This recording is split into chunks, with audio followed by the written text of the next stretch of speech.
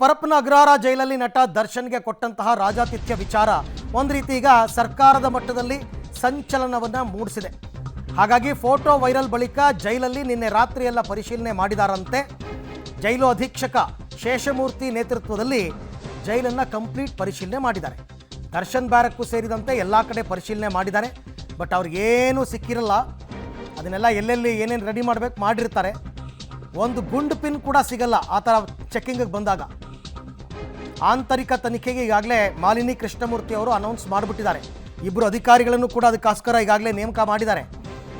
ಆನಂದ್ ರೆಡ್ಡಿ ಮತ್ತು ಸೋಮಶೇಖರ್ ಅವ್ರನ್ನ ಅವರು ಕೂಡ ವಿಸಿಟ್ ಮಾಡ್ತಾ ಇದ್ದಾರಂತೆ. ಈಗ ಹೇಳಿದ್ರು ಅವರು, ನಾನೀಗ ಪರಪ್ಪನ ಅಗ್ರಹಾರ ಜೈಲಿಗೆ ಹೋಗ್ತಾ ಇದ್ದೀನಿ ಅಂತ.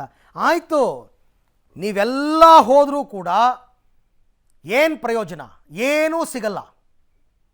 ಎಲ್ಲ ನಿನ್ನೆ ಯಾವಾಗ ಫೋಟೋ ವೈರಲ್ ಆಯಿತು ಮೀಡಿಯಾದಲ್ಲಿ, ಪರಪ್ಪನ ಅಗ್ರಹಾರದಷ್ಟು ಕ್ಲೀನ್ ಆ್ಯಂಡ್ ಸೇಫ್ ಯಾವುದೂ ಇಲ್ಲ ಅನ್ನಂಗೆ ರೆಡಿ ಮಾಡಿಬಿಟ್ಟಿರ್ತಾರೆ.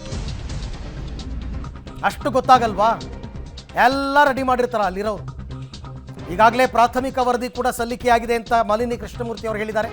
ಈಗ ಪರಪ್ಪನ ಅಗ್ರಹಾರ ಜೈಲಿಗೆ ನಾನು ಹೋಗ್ತಾ ಇದ್ದೀನಿ, ಅಲ್ಲಿ ನಾನು ರಿಯಾಕ್ಟ್ ಮಾಡ್ತೀನಿ ಅಂತ ಹೇಳಿದ್ದಾರೆ. ಮುಂದಿನ ಕ್ರಮ ಏನು ಅಂತ ಹೇಳಿದ್ದಾರೆ.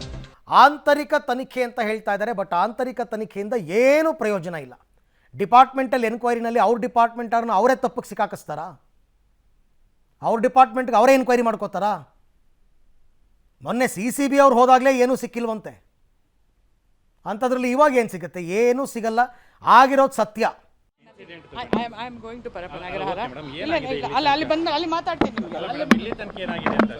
ಪ್ರಿಲಿಮಿನರಿ ಎನ್ಕ್ವೈರಿ ರಿಪೋರ್ಟ್ ಕೊಟ್ಟಿದ್ದಾರೆ. ಸೊ ನಾನು ಈಗ ಪರಪ್ಪನ ಅಗ್ರಹಾರ ವಿಸಿಟ್ ಮಾಡ್ಲಿಕ್ಕೆ ಹೋಗ್ತಾ ಇದ್ದೀನಿ. ಸೊ ಅಲ್ಲಿ ಹೋಗಿದ ನಂತರ ಅಲ್ಲಿ ಹೋಗಿದ ಮೇಲೆ ಮಾತಾಡ್ತೀನಿ ನಿಮಗೆ. I will speak to you there. I am going to Parappana Agrahara. ಅಲ್ಲಿ ಮಾತಾಡ್ತೀನಿ ನಿಮಗೆ. ಈ ಬಗ್ಗೆ ಮತ್ತಷ್ಟು ಮಾಹಿತಿ ನನ್ನ ಕೊಲೀಗ್ ಅಂಬರೀಷ್ ಅವರಿಂದ ಪಡ್ಕೊಳ್ಳೋಣ. ಅಂಬರೀಷ್, ಅದೇನೋ ಊರೆಲ್ಲ ಕೊಳ್ಳೆ ಹೊಡೆದ ಮೇಲೆ ಬಾಗಿಲು ಹಾಕಿದ್ರು ಅಂತಾರಲ್ಲ, ಹಾಗೆ ನಿನ್ನೆ ಸಾಯಂಕಾಲ ಹೋಗ್ಬಿಟ್ಟು ಪರಿಶೀಲನೆ ಮಾಡಿದ್ರೆ ಜೈಲಿನಲ್ಲಿ ಏನು ಸಿಗುತ್ತೆ? ಏನು ಸಿಕ್ತು ಹೋಗಲಿ. ಏನಾದರೂ ಈಗ ಮಾಲಿನಿ ಕೃಷ್ಣಮೂರ್ತಿ ಅವರು ಕೂಡ ಬರ್ತಾ ಇದ್ದಾರಂತೆ. ಏನಾದರೂ ಎವಿಡೆನ್ಸ್ಗಳು ಸಿಗುತ್ತಾ ಈ ಥರ ನಡೆದಿರೋದಕ್ಕೆ? ನನಗಂತೂ ಅನುಮಾನ. ಅರವಿಂದ್, ಖಂಡಿತವಾಗೂ ಸಹ ಪ್ರತಿ ಬಾರಿ ಇದೇ ಆಗ್ತಿರೋದು. ಅಂದರೆ ಎಲ್ಲ ಒಂದು ಕಡೆಗೆ ಜೈಲಿನ ಒಳಗಡೆ ಕೈದಿಗಳು ರಾಜ್ಯಾತಿಥ್ಯ ಪಡಿತಾರೆ. ಜೊತೆಗೆ ಜೈಲಿನ ಒಳಗಡೆನೆ ಸಾಕಷ್ಟು ಅಂದರೆ ಅವ್ರು ಬೇಕಾದಂಥ ವ್ಯವಸ್ಥೆಗಳನ್ನು ಮಾಡಿಕೊಂಡು ಅಲ್ಲಿನ ಸಿಬ್ಬಂದಿಗಳೇ ಈ ಕೈದಿಗಳಿಗೆ ಅಥವಾ ಆರೋಪಿಗಳಿಗೆ ಸಾಥ್ ಕೊಟ್ಟು ದುಡ್ಡು ಕೊಟ್ಟರೆ ಏನು ಬೇಕಾದ್ರೂ ವ್ಯವಸ್ಥೆ ಮಾಡಿ ಕೊಡ್ತಾರೆ ಅನ್ನೋದಕ್ಕೆ ಸಾಕಷ್ಟು ಬಾರಿ ಇದೇ ರೀತಿ ಫೋಟೋಗಳು ಅಥವಾ ವಿಡಿಯೋಗಳು ವೈರಲ್ ಆಗ್ತಿತ್ತು. ಆಗಲೂ ಸಹ ಇದೇ ರೀತಿ ಆಂತರಿಕ ಏನು ಒಂದು ತನಿಖೆನ ಇಲಾಖೆ ಮಾಡ್ತದೆ. ಆದರೆ ಎಲ್ಲೂ ಸಹ ಇಲ್ಲಿ ತನಕ ಯಾವುದೇ ಒಂದು ಯಾರ ಮೇಲೂ ಸಹ ಕ್ರಮ ಆಗಿರಲ್ಲ.